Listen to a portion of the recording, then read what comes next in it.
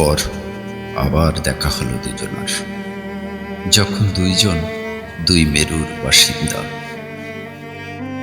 ভালোবাসার পরীক্ষা নিতে নিতে একদিন তুমি ক্লান্ত হয়েছিলে, আর আমি পাশ করেছি প্রতিবারই গোল্ডেন এ প্লাস পেয়ে। তুমি বলেছিলে আগুনে পুড়িয়ে নিজেকে খাঁটি সোনা বানাতে। আমি লুদ মরুভূমির +69 ডিগ্রি সেলসিয়াস তাপমাত্রায় বসে দিনের পর দিন পুড়িয়েছি নিজেকে। তুমি বলেছিলে বরফের মতো সফেদ ঠান্ডা হতে হবে। আমি ইয়াকুতির -59 ডিগ্রি সেলসিয়াস তাপমাত্রায় বরফের সাথে বসবাস করেছি বহুদিন। তুমি বলেছিলে তোমার জন্মদিনে এমন একটা উপহার এনে দিতে, যেটা কেউ কখনো কাউকে দেয়নি। আমি আসমানের সমস্ত দরজা ভেদ করে তোমার জন্য এনে দিয়েছিলাম এক ফালি ফুটন্ত টাটকা পূর্ণিমার চাঁদ। তুমি তো অন্য কোনো গ্রহের মানুষ ছিলে না, কিংবা আমি। তাহলে কেন আমাদের বসবাস হলো দুই মেরুতে? কেন আমাদের দূরত্ব আকাশ আর জমিনের? এই প্রশ্নের উত্তর আমি আজও খুঁজে পাইনি। ভেবেছি হয়তোবা এটাই নিয়তি, অদৃশ্য এক কবির কলমে লেখা অদৃশ্য কিছু পংক্তিমালা।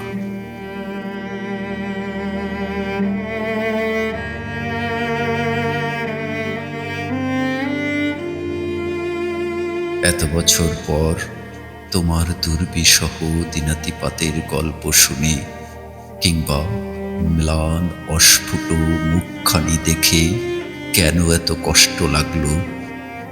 কেন আচমকা ধেয়ে আসা প্রবল টর্নেডোর আঘাতে হৃদয়টা মুহূর্তেই ক্ষতবিক্ষত হয়ে গেল?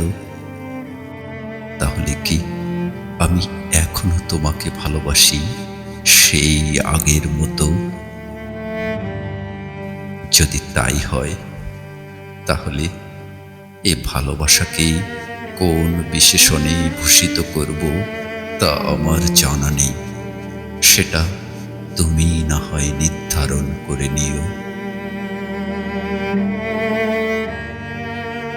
জীবনের অস্তাচলে কিংবা সন্ধিক্ষণে আবার যদি কখনো দেখা হয়, সেদিনও দেখবে এই আমি আর সেই আমির দূরত্ব তোমার আর আমার মতো একটুও পারেনি। সেদিনও দেখবে কেন এই দূরত্ব, সেই প্রশ্নের উত্তর খুঁজেই চলেছি। শুভকামনা সকল পূর্ণতা পাওয়া ভালোবাসার। ভালোবাসা মানেই শুধু কাছে পাওয়া নয়, অনেক দূরে থেকেও হতে পারে মধুময়।